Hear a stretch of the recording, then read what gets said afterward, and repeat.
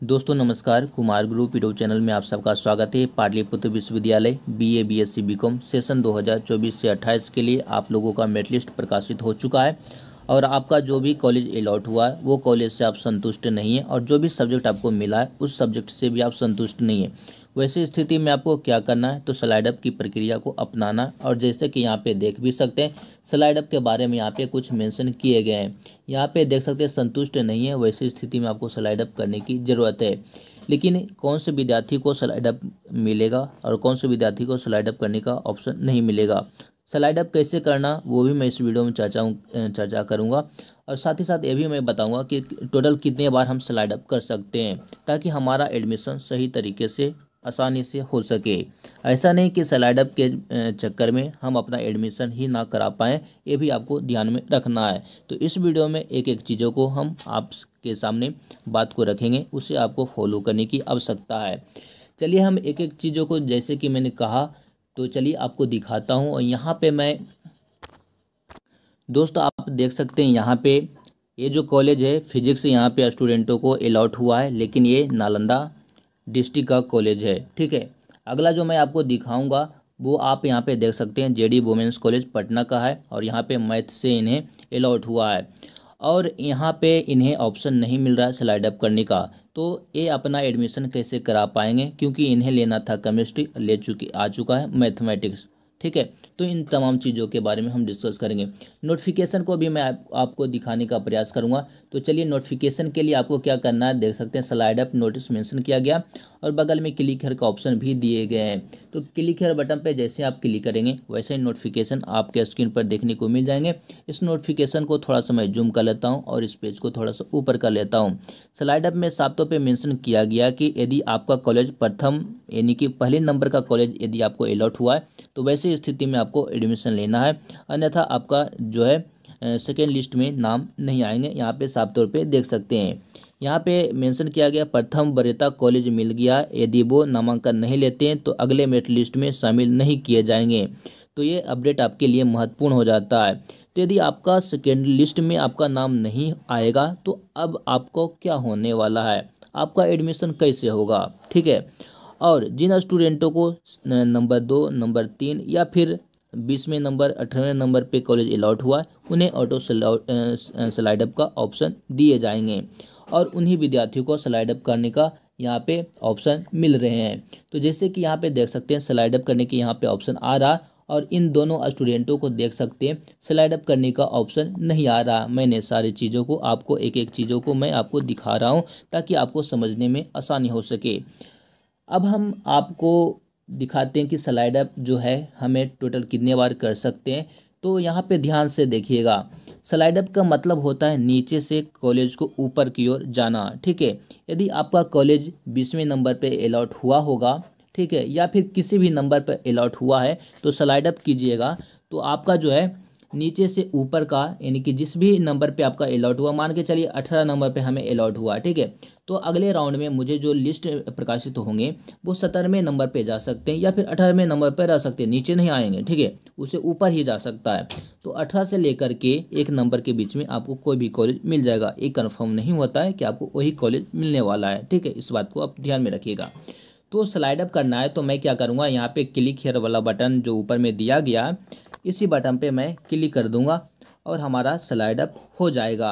ठीक है, और कुछ करने की ज़रूरत नहीं है। ठीक है, अब उन तमाम स्टूडेंटों के बारे में हम डिस्कस करेंगे जिनका स्लाइड अप का ऑप्शन नहीं है। यानी कहने का मतलब प्रथम मेरिट लिस्ट में यहाँ पे देख सकते हैं प्रथम कॉलेज यानी कि फर्स्ट कॉलेज अलॉट हो चुका है। यहाँ पे देखिएगा यूजी 1 लिखा हुआ रहेगा, यानी कि प्रथम मेरिट लिस्ट हुआ, 2 लिखा हुआ रहेगा तो second merit list, and 3rd लिखा रहेगा तो 3rd मेरिट लिस्ट। हमने शुरुआत में कहा था टोटल आप कितने बार एडमिशन मतलब स्लाइड अप कर सकते हैं, तो उसकी जानकारी आपको कुछ यहाँ से, 1 मिनट रुकिए, हाँ, कुछ यहाँ से आपको देखने को मिलेंगे। यहाँ पे फर्स्ट, सेकंड और 3rd मेरिट लिस्ट का डेट अनाउंसमेंट किए गए, उस और कब से कब तक एडमिशन लेना वो यहाँ पे मेंशन किया गया। तो टोटल कितने बार मुझे स्लाइड अप की प्रक्रिया को अपनाना होगा। प्रथम मेरिट लिस्ट का एडमिशन का डेट 6 तारीख से लेकर के 13 तारीख के बीच में था। यदि आपको प्रथम मेरिट लिस्ट में नाम आया है तो आपको स्लाइड अप कीजिएगा। तो सेकेंड राउंड में एडमिशन होगा, यानी कि पहला हमारा स्लाइड अप होगा 13 तारीख तक, ठीक है। 13 तारीख के एडमिशन नहीं लेंगे, 13 तारीख तक, तो फर्स्ट स्लाइड अप होगा। दूसरा स्लाइड अप होगा, यानी कि आपका सेकेंड लिस्ट जो जारी होगा 16 तारीख को, और एडमिशन जो स्टार्ट होगा 16 से लेकर के 24 के बीच में, ठीक है। और यहाँ भी हम एडमिशन नहीं लेते हैं, स्लाइड अप का प्रक्रिया को अपनाते हैं, तो हमारा सेकेंड स्लाइड अप हुआ। अब हमारा थर्ड मेरिट लिस्ट आता है, तो थर्ड मेरिट लिस्ट में हमें एडमिशन ले लेना है, क्योंकि थर्ड मेरिट लिस्ट के बाद फोर्थ मेरिट लिस्ट प्रकाशित नहीं किए जाएंगे, यानी कि हमें हर हाल में स्लाइड अप की प्रक्रियाएं जो अपनाना है वो 2 ही बार अपनाना होगा, क्योंकि तीसरा मेरिट लिस्ट में आपको एडमिशन ले लेना या फिर एडमिशन नहीं लेना है। जब एडमिशन नहीं लीजिएगा तो आपको एडमिशन जो होगा, यानी जो भी बचे हुए सीटें रहेंगे उस पर एडमिशन चलता स्पॉट राउंड के थ्रू, ठीक है। तो स्पॉट राउंड के थ्रू, और जिन स्टूडेंटों को प्रथम कॉलेज अलॉट हुआ है, जैसे कि देख सकते हैं प्रथम कॉलेज यहाँ, और ये अपना इनका एडमिशन लेना था इस कॉलेज में, ठीक है, किसान कॉलेज या फिर नालंदा कॉलेज या नालंदा महिला कॉलेज में लेना था, ठीक है। और उसी तरीके से इन स्टूडेंटों को मैथमेटिक्स से हुआ है, और यहाँ पे दिखाता हूँ, यहाँ इनको सिलेक्शन में थोड़ा सा प्रॉब्लम हुआ था, उल्टा सिलेक्शन के लिए इन्हें केमिस्ट्री को ऊपर रखना चाहिए था ताकि इनका केमिस्ट्री से हो सके, लेकिन इन्होंने मैथमेटिक्स को सिलेक्ट कर लिया, और मैथमेटिक्स से ही फर्स्ट में जेडी वुमेंस कॉलेज पटना यहाँ पे हो चुका है, ठीक है। तो इन्हें क्या करना चाहिए, और नोटिफिकेशन के अकॉर्डिंग तो कहा जा रहा है कि फर्स्ट में नहीं कीजिएगा तो आपको सेकेंड लिस्ट में नाम नहीं आएंगे। तो वैसी स्थिति में आप जो है स्पॉट राउंड के थ्रू एडमिशन ले सकते हैं, लेकिन स्पॉट राउंड के थ्रू भी एडमिशन यदि आप लेते हैं तो कौन सी बातों को आपको ध्यान में रखना होता है, तो चलिए वो भी मैं आपको दिखाता हूँ, क्योंकि वही आपके लिए बहुत ही कंपलसरी हो जाएगा, बहुत ही महत्वपूर्ण हो जाएगा।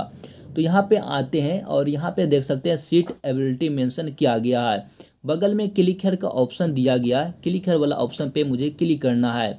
एक नया टैब मुझे देखने को मिलेंगे, तो चलिए आपको दिखाते हैं। इस टैब के माध्यम से ही आपको ध्यान में रखना है और अपने अकॉर्डिंग ही मतलब निर्णय लेना है। यहाँ पे चलिए आप अपने अकॉर्डिंग बीए या बीएससी बीकॉम होंगे, और उसमें से जो भी आपका सब्जेक्ट सोच रहे होंगे कि मुझे इस सब्जेक्ट से एडमिशन लेना, तो उसके लिए आपको सेलेक्ट यहाँ पे कर लेना है। यहाँ पे मैं सेलेक्ट कर लेता हूँ, उसके बाद डिस्ट्रिक्ट यहाँ पे मैं एक क्लिक कर लेता हूँ पटना, और यहाँ से मैं शो बटन पे मैं क्लिक कर लेता हूँ। ये जो डिटेल्स हैं आपके लिए महत्वपूर्ण हो जाते हैं। ध्यान दीजिएगा, ये जो सीटें मेंशन किए गए आपका कॉलेज का टोटल सीट मेंशन है, और यहाँ पे टोटल वैकेंट यानी कि खाली सीटें, अभी बचा हुआ सीट है, यानी कि एन कॉलेज की बात करूँ तो 188 सीट है, और यहाँ पे उसमें से 180 सीट अभी भी एडमिशन के लिए बचा हुआ है। तो आपको यही देखना है कि कौन कौन से सब्जेक्ट से आप एडमिशन ले सकते हैं स्पॉट राउंड में, क्योंकि जिनका फर्स्ट कॉलेज अलॉट हुआ है वो तो स्पॉट में ही एडमिशन ले पाएंगे, वरना उनका एडमिशन नहीं होगा, मनपसंद कॉलेज मिल नहीं सकता। लेकिन इसमें भी थोड़ा सा डाउट रहता है, क्योंकि अलग अलग जगह में बहुत सारे कॉलेज में ऑफलाइन फॉर्म को जमा करना पड़ता है, तब जाकर के कहीं ना कहीं किसी न किसी कॉलेज में अलॉट हो पाते हैं, ठीक है। तो ये निर्णय आपको लेने के लिए यहाँ से आपको सहयोग मिलेगा, सहायता मिलेगा कि कितने सीटें कौन से कॉलेज में बचे हुए हैं, उसी के अकॉर्डिंग फॉर्म को ऑफलाइन जमा करना पड़ता है। स्लाइड अप यानी कि जिनका फर्स्ट कॉलेज अलॉट हुआ है और वो स्पोर्ट के तहत एडमिशन लेंगे उनके लिए। तो यहाँ पे 180। इसी तरीके से यदि मैं बात करूँ तो यहाँ पे चलिए दिखाते हैं, अदर कर लेते हैं, है ना। यहाँ पे मैं अदर करता हूँ ताकि यहाँ पे 1 मिनट कोई भी एक सब्जेक्ट को मैं ले लेता हूँ ताकि हर एक स्टूडेंटों के लिए दिक्कत ना हो। चलिए बीकॉम हो जाता है यहाँ पे, चलिए केमिस्ट्री मैंने ले लिया, ठीक है, केमिस्ट्री मैंने ले लिया और यहाँ से मैं केमिस्ट्री को सिलेक्ट करता हूँ और यहाँ से अब नालंदा डिस्ट्रिक्ट को सिलेक्ट करता हूँ और यहाँ से मैं शो बटन पे मैं क्लिक करता हूँ। जैसे ही शो बटन पे मैं क्लिक करूँगा तो यहाँ पे एडमिशन अभी तक नहीं हुआ है, और यही चीज़ों को आपको ध्यान में रखते हुए आप लोग अपना एडमिशन करा सकते हैं। कौन से विद्यार्थी के लिए? जिनका फर्स्ट कॉलेज अलॉट हुआ, ध्यान से देखिएगा, जिनका फर्स्ट कॉलेज अलॉट हुआ वो अपने कॉलेज से पसंद नहीं और सब्जेक्ट से पसंद नहीं, उनके लिए मैं बता रहा हूँ, ठीक है। हालांकि मैंने बोला 2 बार आपका स्लाइड अप होगा उन स्टूडेंटों के लिए जिनका यानी कि कोई भी अदर नंबर पे मतलब आ चुका है उनके लिए। चलिए इनका, जैसे इनका 7वें नंबर पे है तो ये ऊपर जा सकते हैं, इन्हें 6वें नंबर मिल सकता है, छठे से लेकर के 1 नंबर तक के कोई भी कॉलेज इन्हें अलॉट हो सकता है। तो ये चीज़ें हैं। तो दोस्तों इस वीडियो के माध्यम से हमने आपको A to Z जानकारी प्रोवाइड करने का प्रयास मैंने किया हूँ। दोस्तों वीडियो कैसा लगा कमेंट बॉक्स में मैसेज ज़रूर कीजिएगा। इस वीडियो को शेयर ज़रूर कीजिएगा। मेरे द्वारा दी गई जानकारी पसंद आया है तो चैनल को सब्सक्राइब आपके लिए बहुत ही ज़रूरी है। ठीक है, तो मिलते हैं दोस्त अगले अपडेट के साथ में अगले वीडियो में। Thank you.